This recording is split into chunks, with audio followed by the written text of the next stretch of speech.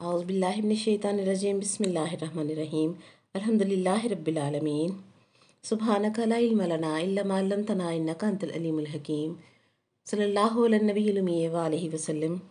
अस्सलामु अलैकुम। जी जनाब, कैसे हैं खूबसूरत दिल और रूह रखने वाले, खुशबे कुरान से ख़ुद को मुअत्तर कर लेने वाले सब साथी। उम्मीद करती हूँ हमारा साथ रोज़ बरोज़ अल्लाह करीम की रहमत और रज़ा के साए में मजबूत हो रहा है और हम अपनी मंजिल की मार्फत पाकर सफ़र कर रहे हैं। मेरा रब हमें हर तरह के बहकावे और बदअकीदगी के हमलों से महफूज रखे और हमें अपनी पनाहों में रखे, आमीन। ज़िंदगी के मैदान अमल में दीन हमारे गलबे का वसीला बने। दरअसल कसौटी ही यही है कि हमारी मुआशरत में हमने दीन को कितनी मजबूती से थामा हुआ है और हम हक की कुव्वत के साथ हर बातिल का इनकार और मुकाबला कैसे करते हैं। और कोई रिवाज दुनिया या फैशन हमें रगबत ना दिला सके कि हम अपनी मुख्तसर ज़िंदगी में जो इबादत करते हैं या जो नेक अमल करते हैं, अल्लाह करीम की तौफीक से उनकी अदायगी को हम ज़ाया होने से बचा लें। दरअसल यही जिहाद है कि बॉर्डर पर जाकर हर किसी को जिहाद करने का मौका नहीं मिलता, ना ही हर कोई फ़ौज में भर्ती है, मगर कलमा पढ़कर हम जिस फ़ौज के सिपाही बनते हैं उसका यही जिहाद है। याद रखें, दीन पर इस्तिकामत इख्तियार न करने वालों की किस्मत में ग़ुलामी लिख दी जाती है कि जब बंदा अपनी मदद खुद छोड़ देता है तो रब भी उसको उसके हाल पर छोड़ देता है। मोमिन का ईमान तो उसे अपनी हैसियत, मुकाम, मर्तबा, ओहदा, दौलत, सरवत हर वक्त अल्लाह करीम की राह में लगाने के लिए उकसाता है और हकीकी मोमिन ऐसा करता भी है कि उसने अपने रहबर रहनुमा को इसी सुन्नत पर देखा और सुना है। कल हमने काबतुल्लाह के हुदन लिल आलमीन पर बात की और मिसाल से समझा भी कि नाम स्कूल, मस्जिद और अस्पताल का चलता है, मगर ना तो स्कूल से बगैर टीचर के आप पढ़ सकते हैं और ना ही मस्जिद से बगैर उस्ताद के आप कुरान हिफ्ज़ कर सकते हैं और ना ही अस्पताल से आप डॉक्टर के बगैर शिफा का तसव्वुर कर सकते हैं। इसी तरह से काबा के अंदर आने वाली हस्ती को अपने अकीदा और अमल में ना रखेंगे तो काबा से भी हिदायत लेने वालों में आप शुमार ना हो सकेंगे। और मौला कायनात जनाब अमीरुल मोमिनीन अली इब्न अबी तालिब अलैहिस्सलाम, जो कि अहले बैत अलैहिमुस्सलाम के सर का ताज हैं, जिनके लिए नबी सल्लल्लाहु अलैहि वसल्लम का फरमान, जो कि ऐन वही इलाही है कि अनाकस सिराज व अली शुआ, मेरी मिसाल चिराग की है और अली की मिसाल चिराग की शुआ की सी है। फिर फरमाया अली मिन्नी बेमंज़लत रासिम मिनल जसद, अली की मिसाल मुझसे ऐसे है जो सर की बदन से है और सर ऊपर होता है और बदन नीचे होता है। इसीलिए रसूल पाक सल्लल्लाहु अलैहि वसल्लम ने अपने कंधे मुबारक पर नालैन समेत खड़ा करके तमाम सहाबा इकराम को अज़मत अली अलैहिस्सलाम समझाई। अब समझें कि ज़िक्र रसूल पाक सल्लल्लाहु अलैहि वसल्लम से ज़िक्र मौला अली को दूर करके नबूवत और रिसालत का सर क्यों काटा जा रहा है। और सर बदन से कट जाए तो बदन मुकम्मल भी हो तो अधूरा और नामुकम्मल होता है। इसी तरह से चिराग और शुआ की तरतीब भी समझें कि शुआ चिराग से चंद इंच ऊपर होती है और चिराग को बुलंदी पर रख कर ही तमाम अंधेरे को दूर किया जा सकता है। अब सवाल ये है कि चिराग को तो अल्लाह करीम ने उठाकर बुलंद किया और शुआ को बुलंदी चिराग को उठाने के साथ ही मिल जाती है। सुभान अल्लाह, चिराग जितना बुलंदी पर जाता है शुआ खुद ब खुद बुलंद होती चली जाती है। अल्लाह रब्बुल इज़्ज़त ने मौला अली अलैहिस्सलाम को जो है वो अहले बैत अलैहिमुस्सलाम की कश्ती का मल्लाह बनाया है कि कश्ती में सवार होने वाला मल्लाह पर एतबार करके मुतमईन होता है कि कश्ती में सुराख भी नहीं है और मल्लाह को ख़बर है कि कहाँ पानी का बहाव तेज़ है और कहाँ पानी थोड़ा है।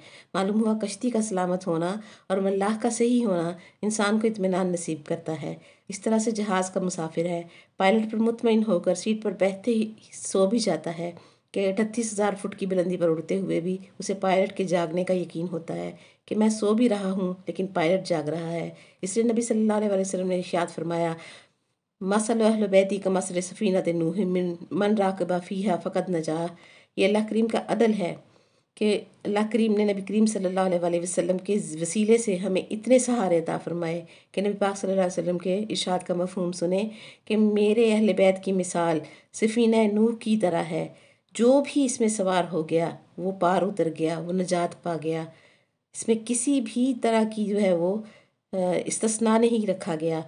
कोई गुनाहगार है, कोई खताकार है, कोई स्याहकार है, कोई पाक है, कोई नापाक है। जो भी इस कश्ती में सवार हो गया वो निजात पा गया, वो पार उतर गया। उसने अपने बंदों तक अपना पसंदीदा दीन पहुंचाकर तमाम दीनदारों को मुतमईन कर दिया कि बंदो, तुम्हारा मल्लाह, तुम्हारा पायलट, तुम्हारा इमाम, तुम्हारा हादी है। उस पर यकीन करके आसानी से पार उतर जाओ। अपनी तौहीद और नबी सल्लल्लाहु अलैहि वसल्लम की रिसालत की अज़मत मनवाकर अल्लाह करीम ने वलायत अली का ऐलान करवाकर अब्दुल आबाद के लिए उम्मत को मल्लाह अता फरमा दिया है।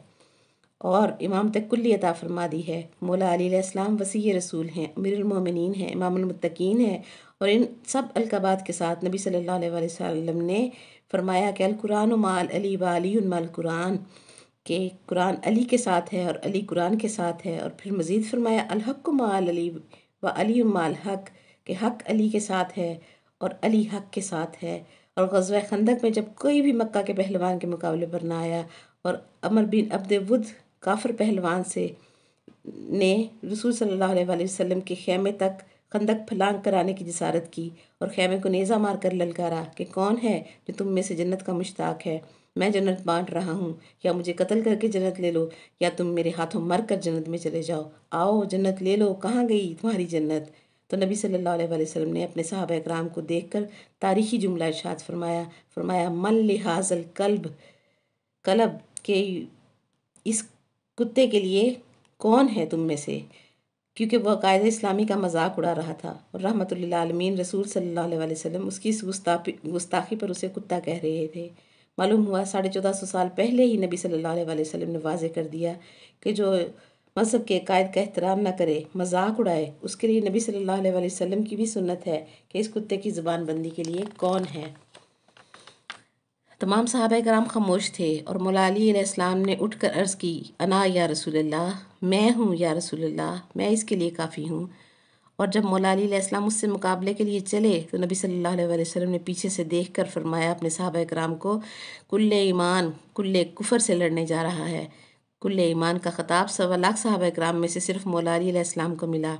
تو اب سوچ لیں کہ مولا علی کو اپنا رہبر اور مولا مانے بغیر آپ اور میں یا ایھا الذین آمنو کا خطاب کیسے پا سکتے ہیں؟ کل ایمان کا دامن تھامنے کے بغیر ہم مومن کیسے کہلا سکتے ہیں؟ اللہ اکبر! جس ذات میں ایمان کل کا کل ہے، اس ذات کو اپنے عقیدہ و عمل میں رکھ کر ہی آپ اور میں مومن کہلا سکتے ہیں۔ نمازیں، روزے، حج، عمرے، زکوٰۃ ادا کر کے ہم یقین کی اس منزل پر نہیں ہیں کہ خود کو مومن کہلا سکے، لیکن جو ہی کل ایمان کا دامن تھامتے ہیں صاحبان ایمان کی سند مل جاتی ہے۔ اور پھر جب اس مقابلے کو مولا علی نے ایک ہی ضرب مار کر جیت لیا اور اس پہلوان کو درمیان سے نصف نصف کاٹ دیا تو نبی صلی اللہ علیہ وسلم نے تمام صحابہ کرام میں اعلان فرمایا کہ یا علی، یہ تیری ایک ضربت جس سے تو نے اس گستاخ کا سر کاٹا ہے، یہ ثقلین کی عبادتوں پر بھاری ہے۔ سبحان اللہ!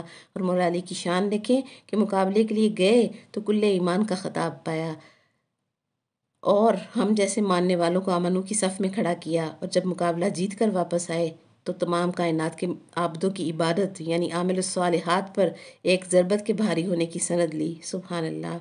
اور معیار عمل صالح واضح ہو گیا کہ ایمان بھی ملے تو مولا علی سے اور عمل الصالحات بھی ملے تو مولا علی سے۔ یہ اللہ کریم کا عدل ہے کہ اس نے اپنے محبوب صلی اللہ علیہ وسلم کی امت کو امامت عطا فرمائی۔ ہم کو علم اور حلم اسی گھر سے ملا، اخلاق، کردار، گفتار اسی گھر سے ملا، امانت، دیانت، اطاعت اسی گھرانے سے ملی، عدالت، فصاحت، بلاغت اسی گھرانے سے ملی، نفاست اور طہارت بھی اسی گھرانے سے ملی، شعور، نور بھی اسی گھر سے ملا، نماز، روزہ، حج، زکوٰۃ، عمرہ اسی گھر سے ملا، دین، اذان، قرآن، ایمان اسی گھر سے ملا۔ اسی لیے حج سے واپسی پر خم غدیر کے موقع پر مؤذن رسول صلی اللہ علیہ وسلم حضرت بلال رضی اللہ تعالیٰ عنہ کو نبی صلی اللہ علیہ وسلم نے حکم دیا تھا کہ بلال اٹھو، اذان دو، اور آج کی اذان میں حی علی خیر العمل کی صدا بھی لگاؤ۔ نبی کریم صلی اللہ علیہ وسلم نے ساری زندگی خیر کی تبلیغ فرمائی، نماز بھی خیر، روزہ بھی خیر، زکوٰۃ دینا بھی خیر، حج عمرہ کرنا بھی خیر، جہاد کرنا بھی خیر۔ لیکن جب سب صحابیوں، حاجیوں اور نمازیوں کو جمع کر کر اعلان فرمایا تو کہا آج خیر العمل کا اعلان ہوگا، اور ایسا خیر العمل بتایا کہ جس کے آگے جس کے اوپر کوئی اور عمل خیر عمل ہو ہی نہیں سکتا، ہر خیر عمل نیچے رہ گیا، اور مولا علی کی ولایت کا اقرار کرنا خیر العمل کی معراج کہلایا، اور جو اس نے انتہائی درجے کے خیر العمل کو چھوڑ گیا اس کے کسی عمل کی بھی خیر نہیں ہوتی۔ مولا علی علیہ السلام نبوت کے نور کے خلیفہ بلا فصل ہیں، پہلے خلیفہ ہیں، اور درمیان میں کوئی تیسرا نہیں آ سکتا کہ بے عیب نبی کا وصی اور خلیفہ بھی بے عیب ہی ہو سکتا ہے۔ اگر علم کا حساب لگائیں تو نبی صلی اللہ علیہ وسلم نے ارشاد فرمایا انا مدینۃ العلم و علی بابوہا، میں علم کا شہر ہوں، علی اس کا دروازہ ہے۔ درمیان میں تیسرا کوئی نہیں ہے۔ حکمت کی بات کی تو فرمایا انا دار الحکمت وعلی بابھا، یہاں بھی تیسرا کوئی نہیں، کسی کی جگہ نہیں۔ معلوم ہوا محمد رسول اللہ صلی اللہ علیہ وآلہ وسلم اور علی علیہ السلام میں تیسرا کوئی نہیں، کسی کی جگہ نہیں بنتی کہ درود نبی صلی اللہ علیہ وآلہ وسلم پر بھی پڑھا جاتا ہے اور آل نبی صلی اللہ علیہ وآلہ وسلم پر بھی پڑھا جاتا ہے، اور آل نبی صلی اللہ علیہ وآلہ وسلم ہی اولاد علی علیہ السلام ہے۔ نبی صلی اللہ علیہ وآلہ وسلم پر، ان کی بیٹی پر، ان کے نواسوں پر اور مولا علی پر درود اللہ بھی پڑھتا ہے اور اس کے فرشتے بھی پڑھتے ہیں۔ فاصلہ بنتا ہی نہیں کہ ان پر درود پڑھا جاتا ہے، اور انہی کی نسل پر صدقہ کا مال حرام ہے۔ ہم ٹیکسٹائل مل کے مالک بھی ہوں، ہم پر صدقہ حلال ہے، اور آل نبی صلی اللہ علیہ وآلہ وسلم غریب سے غریب بھی ہوں تو ان پر صدقہ حرام ہے۔ حضرت علی علیہ السلام امت کے امام اور نبی صلی اللہ علیہ وآلہ وسلم کی نبوت کے خلیفہ بھی، دونوں حیثیتوں میں بلا فصل ہیں۔ حضرت علی امت کے امام ہیں، نبی صلی اللہ علیہ وآلہ وسلم کے امام نہیں، کہ نبی صلی اللہ علیہ وآلہ وسلم آدم علیہ السلام سے لے کر عیسیٰ علیہ السلام تک نبیوں کے امام ہیں۔ کوئی بھی نبی صلی اللہ علیہ وآلہ وسلم کا امام نہیں بن سکتا، اور مولا علی علیہ السلام علی بنے ہی اس لیے کہ ساری زندگی نبی کریم صلی اللہ علیہ وسلم کے پیچھے پیچھے رہے اور بتایا کہ محمد صلی اللہ علیہ وآلہ وسلم کے پیچھے رہنا ہی دین ہے اور پیچھے رہنا ہی اسلام ہے۔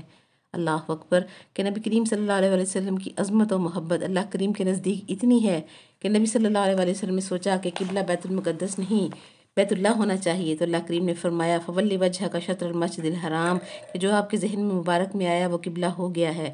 2 رکعت پڑھی ہے، 2 رکعت جاری ہے، اور نبی صلی اللہ علیہ وآلہ وسلم مڑ گئے، اور جدھر مڑ گئے ادھر نماز ہو گئی۔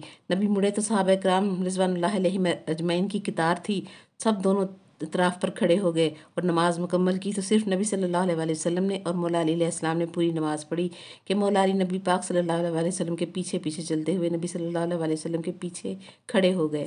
نبی صلی اللہ علیہ وآلہ وسلم نماز پڑھاتے رہے اور علی علیہ السلام پڑھتے رہے۔ صحابہ رضی اللہ تعالیٰ عنہ نے نماز کے بعد سوال کیا یا رسول اللہ صلی اللہ علیہ وآلہ وسلم یہ کیا ہوا تھا؟ نبی صلی اللہ علیہ وآلہ وسلم نے فرمایا دوران نماز میرا خیال بیت اللہ کی طرف گیا، اللہ کریم نے اسی وقت حکم دیا کہ رخ موڑ لو، تو صحابہ کہنے لگے ہمیں تو پتہ ہی نہیں چلا، تو نبی صلی اللہ علیہ وآلہ وسلم نے فرمایا کوئی بات نہیں، تمہیں پتہ نہ چلا تو تم پر کوئی گناہ نہیں ہے۔ ایک صحابی رضی اللہ تعالیٰ عنہ نے سوال کیا یا رسول اللہ صلی اللہ علیہ وآلہ وسلم جب آپ مڑ رہے تھے تو ہمیں کیا کرنا چاہیے تھا؟ نبی صلی اللہ علیہ وآلہ وسلم نے فرمایا وہی جو علی علیہ السلام کر رہے تھے، نماز میں میرے پیچھے پیچھے آ کر کھڑے ہو گئے۔ یہ ہے عقیدہ علی علیہ السلام کہ نبی صلی اللہ علیہ وآلہ وسلم کے پیچھے پیچھے رہنا ہی نماز ہے۔ یہ تمام صحابہ کرام میں سے فقط امت کے مولا علی علیہ السلام کو ہی پتہ تھا۔ یہی فرق ہے مولا علی علیہ السلام میں اور باقی تمام صحابہ کرام رضوان اللہ علیہم اجمعین میں۔ اللہ اکبر۔ آج کے میسر وقت میں اتنی ہی بات ہو سکتی تھی۔ وآخر دعوانا ان الحمدللہ رب العالمین۔ زندگی رہی تو خوشبو قرآن میں دوبارہ بات کریں گے کل۔ سبحانک اللہم و بحمدک ونشہد ان لا الہ الا انت نستغفرک ونتوب الیک۔ السلام علیکم ورحمۃ اللہ وبرکاتہ۔